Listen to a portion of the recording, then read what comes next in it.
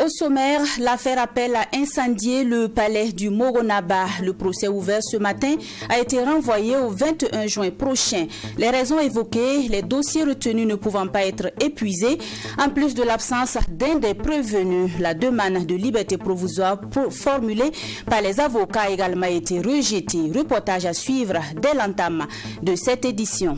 Réduction du train de vie de l'État. Le gouvernement s'engage à réduire le nombre de véhicules de fonction des ministres et présidents d'institutions. Décision prise au cours du Conseil des ministres de ce mercredi. Parmi les autres grandes décisions figure la levée des mesures restrictives prises dans le cadre de la lutte contre le Covid-19. Le point des travaux du Conseil des ministres à suivre dans ce 20h. Un immeuble R+5 plutôt s'écroule et fait malheureusement 2 morts et 2 blessés. Le drame s'est produit dans la nuit d'hier à aujourd'hui dans la zone Zaka en plein cœur de Ouagadougou. Les témoins remettent en cause la qualité de l'infrastructure. On fait le constat au cours de ce journal.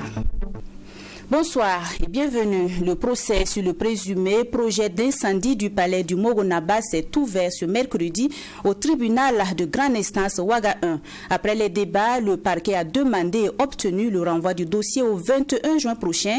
Les raisons évoquées, les dossiers retenus ne pouvant pas être épuisés en plus de l'absence d'un des prévenus. Les avocats ont donc formulé une demande de liberté provisoire de leur client, demande rejetée par le tribunal. Faut-il le rappeler? Ce dossier appel à incendier le palais de l'empereur des Mossé comporte 10 prévenus, dont 9 en détention. Le journaliste Loukman Sawadgo, l'animateur Alain, les responsables d'OSC, Pascal Zeïda et Désiré Ginko font partie de ces détenus. Alexis Winkouni Belemnaba nous fait le point de l'audience. Ils leur sont reprochés des faits d'association de malfaiteurs, de divulgation de fausses informations, d'incitation à un attroupement armé ou non armé, d'incitation à la dégradation de biens et la mise en danger de la vie d'autrui, les 2 journalistes et les 8 membres des organisations de la société civile. À l'appel du dossier, le parquet demande son renvoi. Selon le procureur, un des prévenus, Souleymane Belem, n'étant pas présent à l'audience, cela ne facilitera pas la manifestation de la vérité. Il ajoute que les témoignages de ce dernier pourraient influencer la manifestation de la vérité. Un argument qui ne rencontre pas l'assentiment des avocats de la défense. Ils estiment que c'est au parquet de prendre toutes les dispositions pour la comparution de tous les prévenus en liberté. Parce que le dossier est un état. En matière de flagrant délit, on considère que quand un dossier est prêt à être programmé, c'est qu'on considère que le dossier est en état de connaître jugement. Pour dire tout simplement que le procureur considère que le dossier est en état. Et être en état, ça veut dire tout simplement qu'on peut juger le dossier avec les éléments qui se trouvent dans le dossier. Et les éléments qui se trouvent dans le dossier, ce sont les déclarations des personnes qui sont poursuivies. Il y a des témoins, il y a les éléments de l'enquête scientifique. Donc le procureur ne peut pas dire aujourd'hui que si on laisse les gens sortir, qu'ils vont empêcher les témoins de dire la vérité, ils vont tenter de corrompre les témoins. Corrompre quel témoin dans la mesure où le témoin a déjà fait une déposition? À la demande de la mise en liberté provisoire pour les prévenus, le procureur près le tribunal de grande instance de Ouaga 1 de faire des réquisitions. Le risque de concertation frauduleuse des prévenus, le risque de subornation des témoins et le risque de la disparition de certaines preuves à charge. Cette demande sera rejetée et le dossier finalement renvoyé au 21 juin 2023. Pour les avocats de la défense, cet argumentaire du procureur ne tient pas la route. En réalité, ce qu'ils disent, ils considèrent qu'à partir d'une certaine heure de la journée, vu qu'il y a des personnes qui sont détenues à la maison d'arrêt de correction, on ne peut pas poursuivre le jugement pendant que ces personnes sont là parce qu'il y a une heure pour les réintégrer. Que donc, au regard de l'heure qui s'avance, que si on commençait ce dossier, il est clair qu'ils n'allaient pas pouvoir les réintégrer à la maison d'arrêt de correction avant la dite heure. En répondant à une de nos questions, qui était de vérifier est-ce que cette personne même a été convoquée afin qu'on l'informe que le dossier passait ce matin, on nous a fait comprendre que cette personne n'a pas été convoquée. Donc on demande de renvoyer le dossier pour faire venir quelqu'un qui est absent, que vous n'avez même pas dit de venir, pour qu'on le juge. vous apprécierez. Pourquoi c'est cette seule personne-là qu'on laisse en liberté et qu'on enferme les autres? Et c'est pour ça que nous l'avons dit, que nous voulons qu'on rétablisse l'équité entre les personnes poursuivies. Où tout le monde est dehors, où tout le monde doit se trouver là où tout le monde doit y être, afin qu'on puisse quand même les juger conformément à l'égalité et à l'équité. Pour cette décision du tribunal, les avocats de la défense estiment que le tribunal est souverain et c'est à lui de décider en fonction des arguments des différentes parties. Il serait hasardeux de s'attarder sur ce rejet de liberté provisoire pour tirer à boulet rouge sur le tribunal. C'est une décision avant dit droit, selon Maître Abdou Latif Dabo, membre des avocats de la défense. À présent, le point des travaux du Conseil des ministres de ce mercredi 7 juin. Dans le sens de la réduction du train de vie de l'État, le gouvernement de la transition opte pour la réduction du nombre de véhicules de fonction des ministres et présidents d'institutions. Au titre du ministère de la Santé, le gouvernement a décidé de lever les mesures restrictives prises dans le cadre de la lutte contre le Covid-19. Tous les détails avec Mamidriana Kamabou. Le gouvernement de la transition s'engage dans la réduction du train de vie de l'État. Il opte pour une gestion rationnelle du parc automobile de l'État. En effet, un projet de décret portant réglementation générale de l'utilisation des véhicules de l'État et des autres organismes publics a été adopté en Conseil des ministres.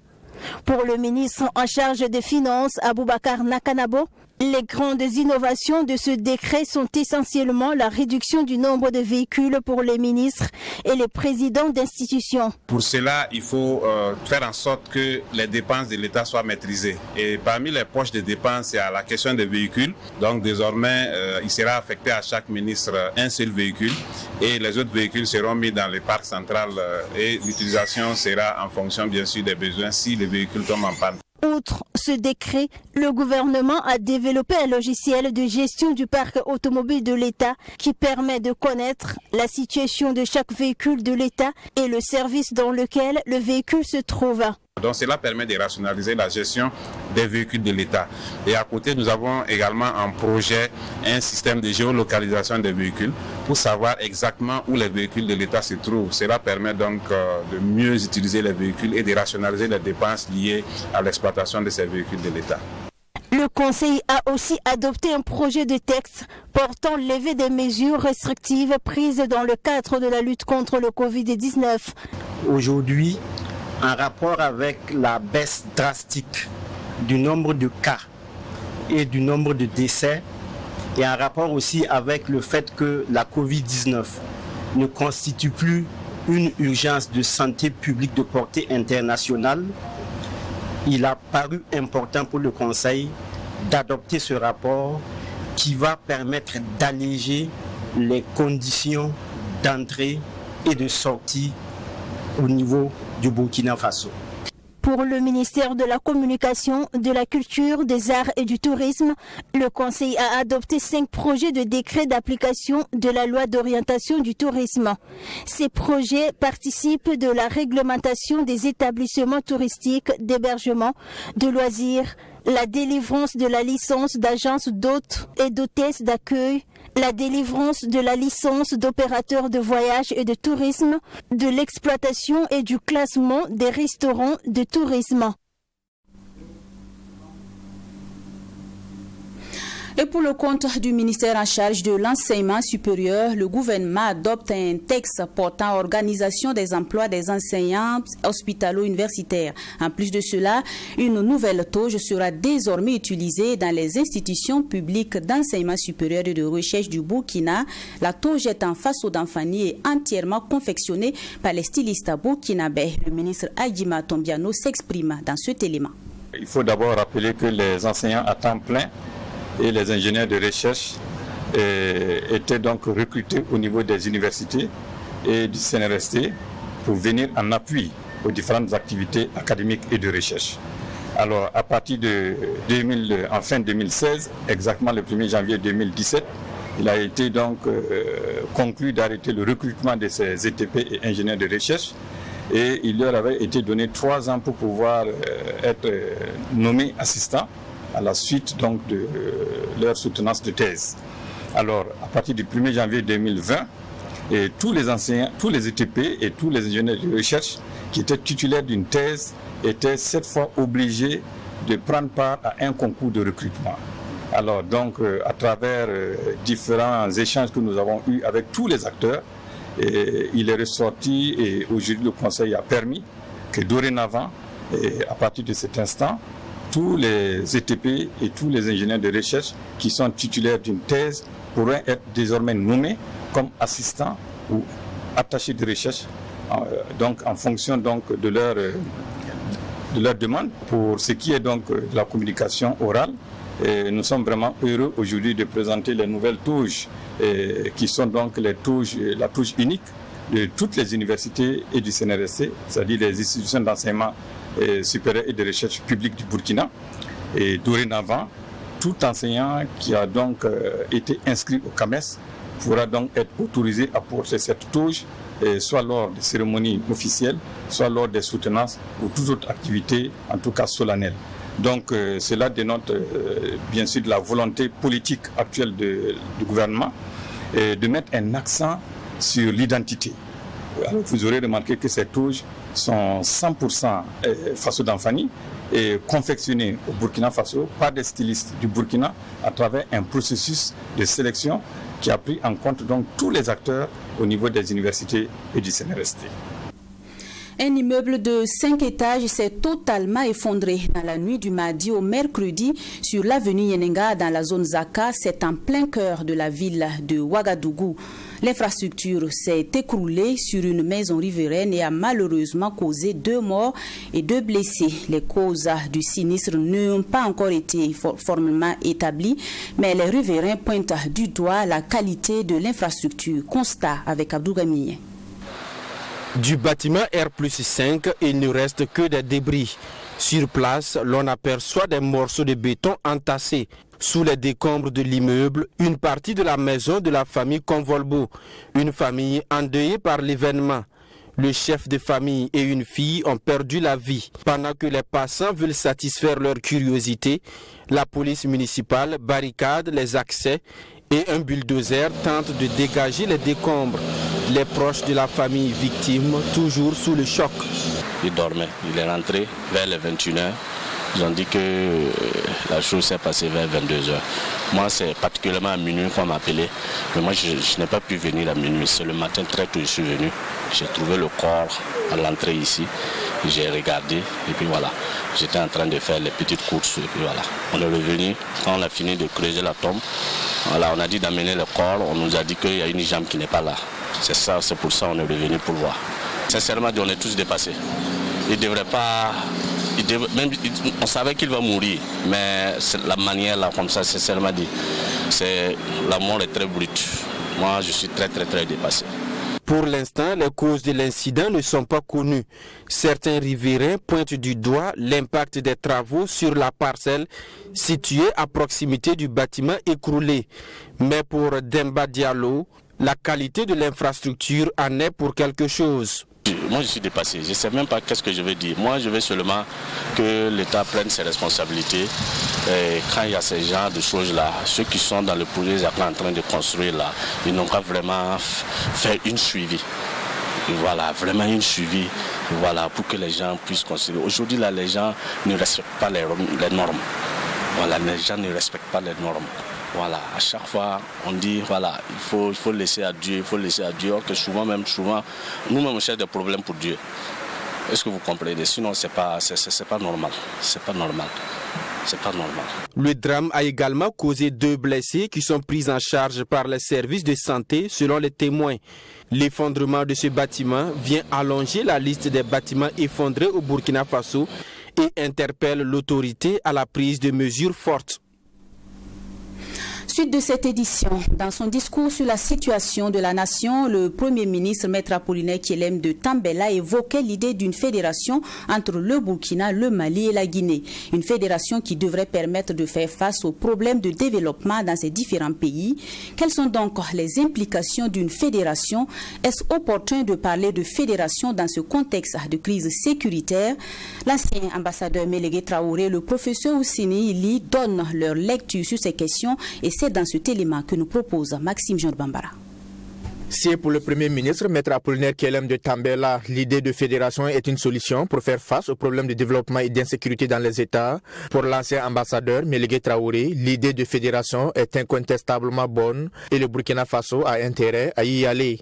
Mais à en croire le directeur du Centre parlementaire panafricain, elle doit être d'abord une volonté politique portée par le chef de l'État. Première observation, ce n'est pas le genre d'idées dans la pratique africaine qui viennent des premiers ministres. Ces idées, généralement, sont toujours... elles peuvent être agitées par les premiers ministres, mais in fine, elles sont consacrées par les chefs d'État. Aller en fédération, c'est d'abord une question de volonté politique. Et cette volonté politique ne peut être que celle du sommet des États, c'est-à-dire les chefs d'État. Ça, c'est la première observation. La deuxième observation, c'est que même si on est d'accord avec l'idée de fédération, je répète, personne ne peut être contre, il faut voir le timing et puis voir la faisabilité du projet. Le timing et la faisabilité, c'est ce qui pose également problème au professeur Ouseni Ili, pour qui l'idée de fédération se révèle peu réaliste, surtout pour des pays en transition comme le Burkina Faso, le Mali et la Guinée. Il faut se rappeler quand même qu'une fédération, ça implique beaucoup de choses. Ça implique un abandon de souveraineté, ça implique une fusion des États, ça implique de nouvelles constitutions. Et peut-être qu'il faut interroger les peuples de ces pays-là, puisque ce sont des États souverains.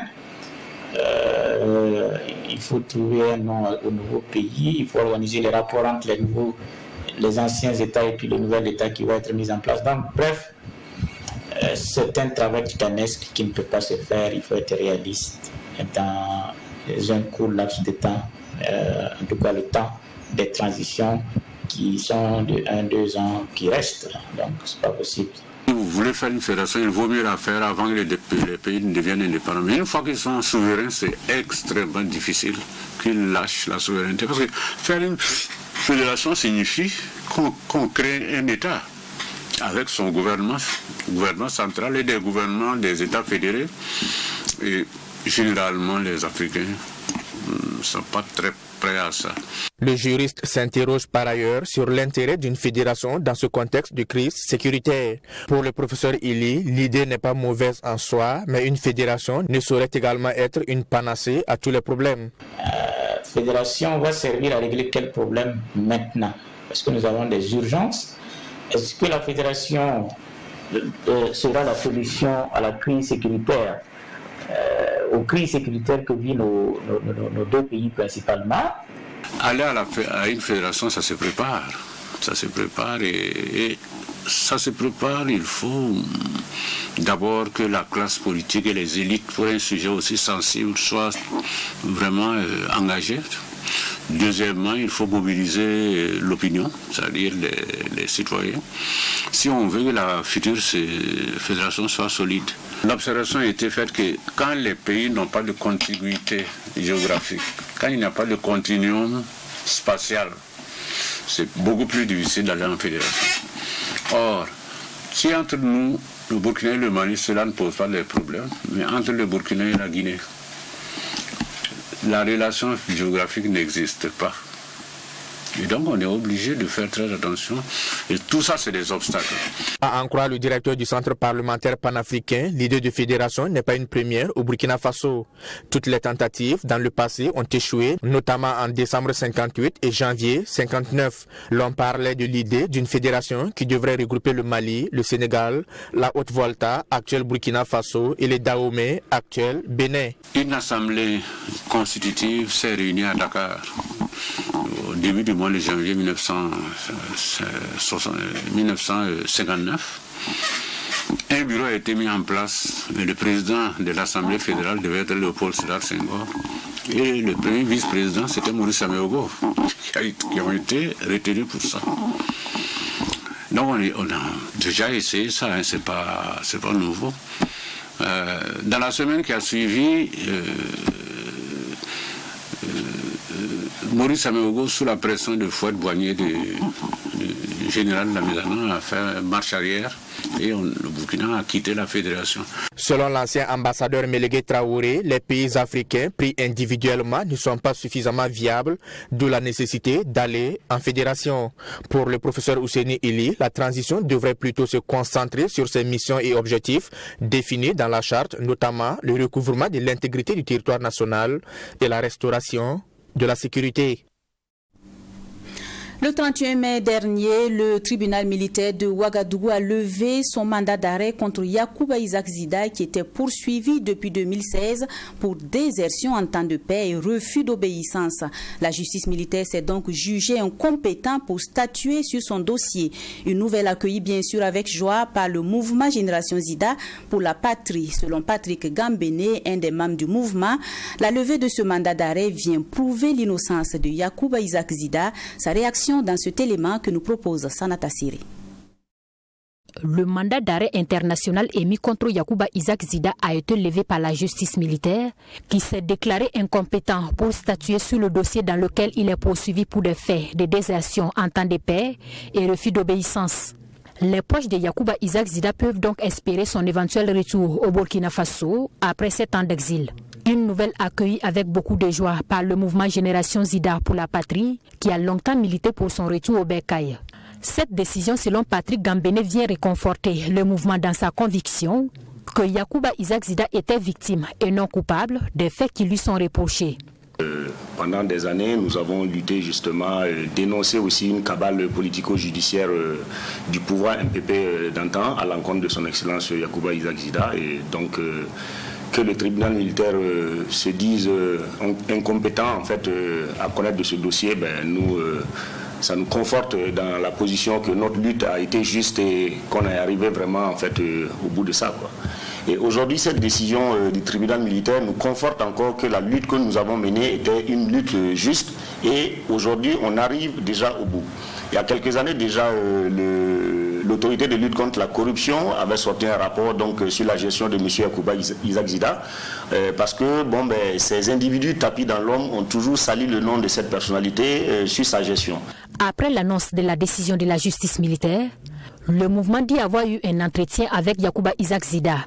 Entretien au cours duquel il a montré toute sa satisfaction de la levée des charges qui pesaient sur lui. Le mouvement, à travers son premier responsable, c'est-à-dire le coordonnateur national de la GZP, M. Sayouba Ouedraogo, a eu un bref entretien avec son Excellence.